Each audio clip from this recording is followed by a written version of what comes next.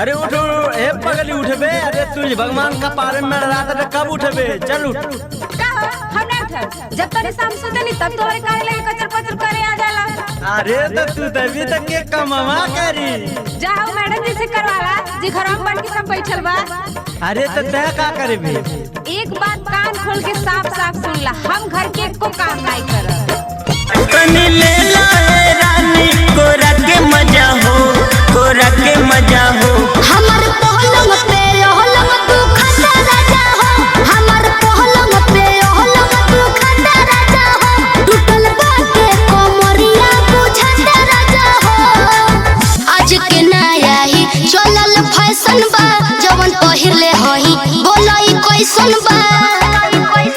बोले ना ए आज के नया ही चलल फैशन बा, जवन पहिरले होई बोलई कैसन बा। तोहर छरहर बदन में भरल फुर्ती, भरल फुर्ती, भरल फुर्ती। बड़ा जलीदार बा तोहार कुर्ती।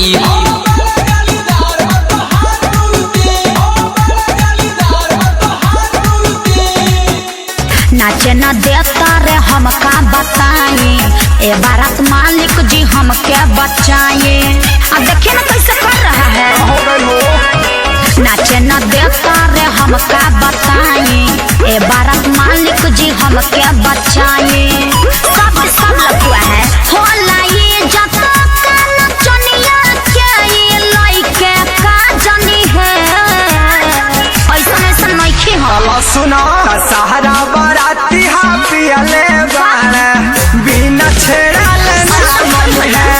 सहारा बाराती पियले बाड़े बिना छेड़ले ना मन है। ये कौन तरीका बा? ये अपन देसी तरीका बा। जब से जोर होला साढ़े के महीना बा पिया, घरे रहेला नहीं एको दिन बा पिया। सुन ना जब से जोर होला साढ़े के महीना बा पिया, घरे रहेला नहीं एको दिन बा पिया।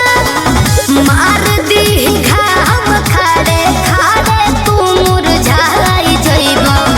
मार दी घाम खाड़े खाड़े तू मुरझाई जइबा। रोपनी में चटनी भात खइब, एहो पिया तू बरहाई जइब। रोपनी में चटनी भात खइब, एहो पिया तू बरहाई जइब। जान बजरिया लड़ा के नजरिया आवे नीले के बनाना उधरिया।